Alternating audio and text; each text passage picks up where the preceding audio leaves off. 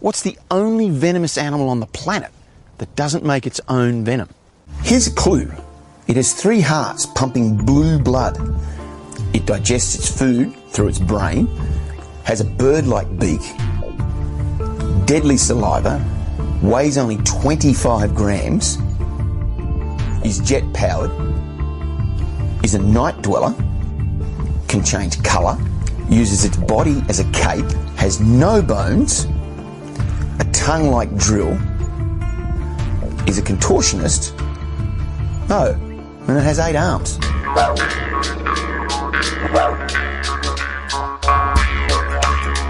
G'day guys and welcome to Aussie English. My objective here is to teach you guys the English spoken down under. So whether you want to speak like a fair dinkum Aussie, or you just want to understand what the flippin' hell we're on about when we're having a yarn, you've come to the right place. So sit back, grab a cuppa and enjoy Aussie English.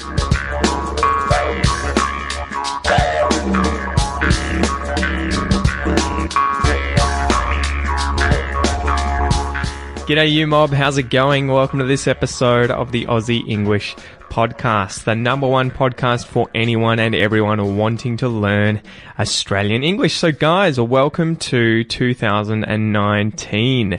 Happy New Year guys. I hope you guys had an amazing New Year's Eve. I hope you celebrated. I hope you didn't get too drunk. I hope that you didn't get into any trouble of any kind, and I hope it was an amazing evening. So for us, Kel and I went to my parents' place this year, and we started a bit early, I guess about 6 p.m, so maybe not that early, but we were hanging out, and to give you an idea of what New Year's is like here, at least in Ocean Grove in Victoria, in Australia, we were having, I guess, sort of like nibblies, snacks, you know, things to eat for the first hour or two, where we had a few beers as well and some wine. I think there was champagne. And then we had dinner, which tends to be a barbecue of some kind. So I think Dad went out on the deck, opened up the barbie, turned the gas on, started cooking some sausages and some pork that I think he cooked in the oven. We had some salad, some veggies, some cheese, what else do we have? Some chips, some other things. And then we got onto the harder kind of liquor, where I think Dad got into the scotch with his friends and Mum had some gin with a few of the other friends that were there. But it was pretty tame. We just sort of hung out around a table chatting the whole night. There were fireworks at 10 p.m. for the kids. They usually have the early fireworks on so the kids can go to bed. And then we had the fireworks on at 12, but I think Kel and I were a bit wrecked. We were pretty tired, so we ended up going home at about, I think it was 11:30 at night, and I may have even passed out before the fireworks went off for, 12 p.m. So this was probably one of the more tame New Year's that I've ever had. So yeah, I hope you guys had an amazing New Year's, and I hope that 2019 ends up being a killer year for you guys. So that scene at the very start of today's episode, guys, that was a scene from a video on YouTube from the YouTube channel The Nature of Science, which is run by one of my favorite professors in Australia called Jamie Seymour. So he is an associate professor at James Cook University, and his specialty, his interest, is venom and dangerous animals. So go and check out his YouTube channel and stay around until the end of this episode to find out more about what makes blue ring octopi or octopuses so interesting. And I thought of mentioning blue ring octopi or octopuses this week because I had read a story of a man in WA, in Western Australia, who'd been out at a beach with his kids, and his kids had given him some shells. He put the shells in his pocket, and then when he got back to shore, he realized he could feel something moving in his pocket, and it ended up being the deadly blue ring octopus. And I think it was actually 2 of these that obviously had been a little shocked when their homes, the shells, had been picked up and put in some man's pocket. Anyway, that made it into the news. No one died, but it made me think of blue ring octopi and why they're awesome. Anyway, guys, as usual, remember this podcast is brought to you by the Aussie English Classroom, guys. That is the best place for you to go online to learn Australian English English in general, but specifically Australian English, wherever you want, whenever you want. Everything is online. There are 50 plus courses in there, guys, designed to improve your pronunciation, expression usage, vocabulary, speaking abilities, and much more. So go to theaussieenglishclassroom.com and sign up. If you just want the transcripts and the downloads for the podcast, however, you're just interested in reading and listening and being able to download all of that and get access to that, go to theaussieenglishpodcast.com, and for the price of 1 coffee per month, you will get unlimited access to all transcripts that are just on the podcast. Anyway, guys, as usual, let's dive into the Aussie joke for the day, okay? The Aussie joke, and it's a good one. It's a good one. It's a ripper. What do you call an Aussie in the finals of the World Cup? Right? Soccer. What do you call an Aussie in the finals of the World Cup? A referee. Get it? A referee. Now, the reason that the joke's answer is a referee is insinuating that the only way for an Australian to get into the World Cup, the Soccer World Cup, is to be a referee, because Australians aren't known to be incredibly good at soccer, and so there's no way that our teams would ever get in. Although sometimes we do. All right, so today's expression is to have tickets on yourself. You might hear this as to have got tickets on yourself, and even to sell tickets on yourself. Now, this expression was suggested by Lima in the Aussie English Classroom Facebook group. Great selection, Lima. This is a good one, and it is very, very popular in Australia. However, it is less popular overseas. Let's go through the definitions of the words in the expression or expressions: have tickets on yourself, have got tickets on yourself, or to sell tickets on yourself, right? So to have, if you have something, you possess that thing, right? You own that thing. To sell, if you sell something, it is that you are giving something to someone for money, right? You are asking them to pay for that thing. A ticket is a pass that gives you entry or certain privileges somewhere, or it could be a pass that signifies ownership, or it could be for a prize or a large price tag. And then when we say on yourself, that's a way of saying for yourself, right? It's showing that you have those tickets, and those tickets are related to yourself. They are on yourself. So let's define the expression. If you've got tickets on yourself, if you have tickets on yourself, if you're selling tickets on yourself, what do you think this could mean? If someone has tickets on themselves, it means they are very conceited. They are very vain. And other ways of thinking about this, other expressions we could use to describe these kinds of people, could be that you have an overinflated opinion of yourself, that you are up yourself, that you have a high opinion of yourself, or that you are stuck up. And an interesting bit of slang here used in Australia quite a bit too, that you might hear from time to time, is that you are a wanker. Okay, now that is very informal. It's very informal language. I wouldn't recommend using this just anywhere, anytime, but you will hear this around the traps. You'll hear this quite a lot around the place in Australia. A wanker tends to be someone who's very conceited or vain, a loser, an idiot, a bad person. So we can imagine that this expression originated thinking about someone who has tickets on themselves, meaning that they probably think that they have special privileges, right? Or are worth a high price, or are prized in some way. So, they have tickets on themselves because they are such a prize. I don't know. That's about the only way I can think about this coming about as an expression. So let's go through 3 examples of how to use the expression to have tickets on yourself, or to sell tickets on yourself. So example number 1, imagine you are a young lady and you're going out clubbing. You're going out on the town, you want to party with the girls. Maybe you dress up in your finest frock, in your finest dress, you're having a dance, having a drink, and maybe you're hoping that you catch the eye of your dream hunk, a dream good-looking man who is out and about that night too. So you rock up to the club in an Uber or a taxi. You arrive at the club in an Uber or a taxi. You jump out and you have to get in a line with the rest of the people out the front. Eventually you get inside. You walk up to the bar with your girlfriends. You buy a drink, and straight away a guy approaches you and starts trying to chat you up. right? He starts trying to seduce you. So he's talking about himself. He's talking about his job, how much money he makes, how expensive his car is. And straight away you can tell how up himself he is, how much of a high opinion of himself he has. So you turn to your girlfriends and you might say, man, this guy's got tickets on himself. He's selling tickets on himself. He has tickets on himself. He's incredibly conceited and vain. He has heaps of tickets on himself. What a wanker.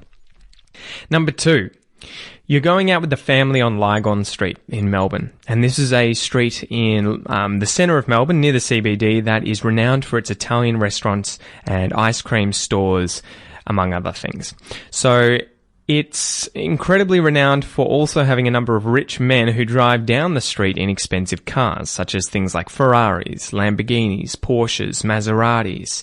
So you head out with the family, you find a good restaurant where you want to have some pizza, you get a table, it's outside in the street, you order some pizza or pasta with your family when a guy drives down the road slowly in his Ferrari and he's revving the engine. You know, he's trying to draw a lot of attention to himself. He wants everyone to notice him. He wants everyone to look at him as much as possible. You know, all the diners, all the pedestrians in the street take notice of me. And your wife leans over to you and says, man, this guy's selling tickets on himself. What a loser. This guy's got tickets on himself. What a conceited and vain guy who's after attention. And if she's an Australian woman and she's wanting to be a little ruder, she might refer to the guy as a wanker. This wanker's selling tickets on himself. This wanker's got tickets on himself. Number 3, you're going to a family gathering and your least favourite cousin is coming along to the party. Everyone dislikes this guy because his favourite topic is himself. So he's always talking about himself. He only ever wants to talk about what he's doing, his achievements, his plans, and it gets very tiresome, very boring very quickly. He's the youngest child in his family, and so maybe that's the reason why he didn't get enough attention as he was growing up as a child, and as a result of that, he has a bit of a chip on his shoulder about it. So he has a bit of a complex and is constantly wanting to talk about himself. So the moment he shows up and walks in the door, it begins. I've done so-and-so. I've traveled to so-and-so. I've got so-and-so promotion. I've just bought so-and-so. Blah, blah, blah, blah, blah. Me, me, me, me, me. Your family all give each other a silent look and you can tell that everyone's thinking, man, our cousin has got tickets on himself. He's so up himself. He's so stuck up. He has such an overinflated opinion of himself. He's got tickets on himself. He's a massive wanker. If you want to be rude, okay? Remember that's to be rude. So hopefully by now, guys, you understand the expression to have tickets on yourself, to have got tickets on yourself, or to sell tickets on yourself. This expression is primarily heard and used in Australia, and it means to be conceited or vain, to be up yourself, to be stuck up. So as usual, let's go through a listen and repeat exercise, guys, where you can practice your pronunciation, okay? So if you are working on an Aussie accent, listen and repeat and try and copy my pronunciation as well as possible. If you are working on a different English accent, just say the words after me, practicing your own accent, okay? Let's go. To have tickets. To have tickets on. To have tickets on yourself. To have tickets on yourself. To have tickets on yourself. To have tickets on yourself. To have tickets on yourself. I've got tickets on myself.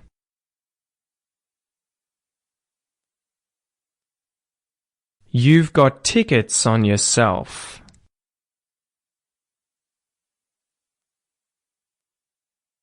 He's got tickets on himself.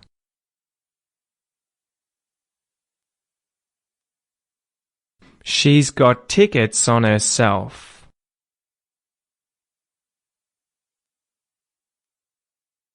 We've got tickets on ourselves.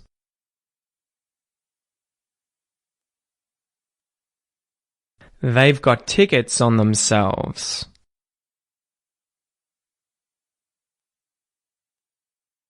It's got tickets on itself.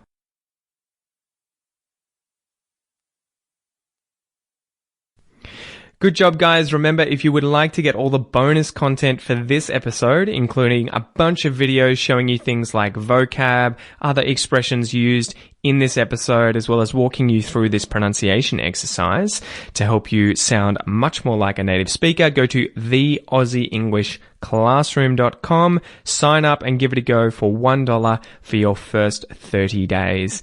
Okay, go and check it out. Anyway, let's get into the Aussie English fact today, where I wanted to talk to you about what kind of animal? The blue-ringed octopus. Okay, so today's fact is about one of Australia's deadliest animals, the unsuspecting, enigmatic and petite blue-ring octopus, a group of 4 species of octopus. The blue-ring octopus is a marine animal. It is a cephalopod, which are a group of 8-legged mollusks, and they include the octopus as well as squid and cuttlefish and nautilus as well. So these guys live in intertidal zones and reefs surrounding Australia, but they are also found all throughout the Pacific and Indian Oceans, as far north as Japan and as far south as Australia. So the blue ring octopus is a tiny and docile little critter, only about 12 to 20 centimeters in length, so they can generally fit in your hand. They're active at night, they are nocturnal, and they feed primarily on crabs, hermit crabs, shrimp, and any other crustaceans they can get their tiny little tentacles onto. These guys only live for a very short period of time of about 2 years and spend much of that time hiding in crevices whilst displaying effective camouflage patterns with their dermal chromatophore cells. In other words, they camouflage themselves, they hide themselves with their skin cells that can mimic colour and texture of their surroundings. So when provoked, they quickly change colour and they become a bright yellow, with each of their 50 to 60 iridescent blue rings flashing as a warning signal, "Don't eat me, go away, I'm poisonous." The octopus produces venom containing a number of different chemicals, but of which the most potent and deadly is a chemical called tetrodotoxin. Interestingly, this toxin is not produced by the octopus itself, but instead it is produced by bacteria that live in the octopus's saliva, so that when any prey item is bitten by the octopus, the toxin is injected, and within moments the defenseless victim is rendered paralyzed, and it's more easily and safely consumed by the octopus. You know, you don't want those crab pincers chopping off your little tentacles. If you're an unlucky human fossicking around the rocky shore in Australia, lifting up rocks, picking up shells, or putting your hands in crevices where they don't belong, you might receive a painless little nip from a frightened octopus trying to defend itself. One of these octopus carries enough venom to kill 26 adult humans within only a few minutes once the venom has paralyzed the diaphragm and you suffocate because you can't breathe. The good news is you'll survive just fine as long as you're aware that you've been bitten, and as long as someone that you're with can do mouth to mouth. They can do CPR on you and help you breathe until ambulances arrive. Once the ambulance arrives, it'll take you to a nearby hospital and put you on a medical ventilator to breathe for you until the venom is metabolized by your body and disappears, usually within about 24 hours. More good news is that despite its deadly abilities, only 3 people are known to have died from blue ring octopus bites, 2 in Australia and 1 in Singapore. Many more have come close to death but lived to tell the tale. So the moral of the story, make sure that you keep your hands to yourself at the beach. Don't put them in any dark crevices in rock pools where they don't belong and you're intruding into the homes of these little octopus. And also make sure you empty out any shells that you pick up and want to put in your pocket. So with that, guys, I hope you enjoyed today's episode. I hope you have an amazing 2019, and I will see you in the Aussie English Classroom or in future episodes on the Aussie English Podcast. I'm looking forward to 2019, guys. Thanks for your support. See you soon. G'day, mate. Thanks for listening to this episode of the Aussie English Podcast. If you wish to support the podcast and help me keep bringing you content, you can do so via my Patreon page. Remember, it's my mission here at Aussie English not only to help you understand Australian English, but to speak it like a native. If that's your goal, make sure you enroll in the Aussie English Classroom, guys, where you'll get all the bonus content for today's episode designed to improve your English even faster. Have a ripper of a day, and I'll see you in class.